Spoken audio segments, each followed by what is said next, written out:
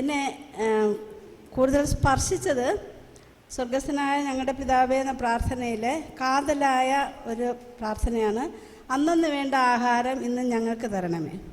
ഞാൻ ഇതുവരെയും വ്യാഖ്യാനിച്ചിരുന്നതും മറ്റുള്ള കുട്ടികൾക്കൊക്കെ പറഞ്ഞു കൊടുത്തിരുന്നതും വേദപാഠ ക്ലാസ്സുകളിലും ആളുകൾക്കൊക്കെ പറഞ്ഞു കൊടുത്തിരുന്നതും അന്നന്ന് വേണ്ട ആഹാരം എന്ന് പറയുന്നത് നാളത്തേക്ക് സമ്പാദിക്കേണ്ട, അതിനു വേണ്ടി വ്യഗ്രത കൂട്ടണ്ട, ഇങ്ങനെ സമ്പാദിച്ച് വയ്ക്കാൻ വേണ്ടി ഇങ്ങനെ നെട്ടോട്ടം ഓടണ്ട എന്നൊക്കെയുള്ള ഒരു ആശയമായിരുന്നു.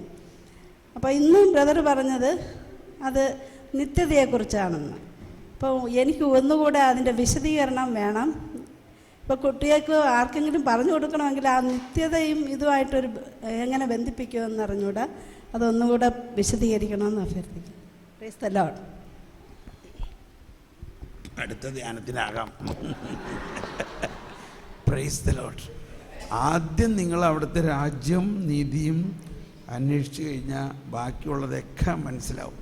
ഓക്കെ, അടുത്ത ആൾ വരാം.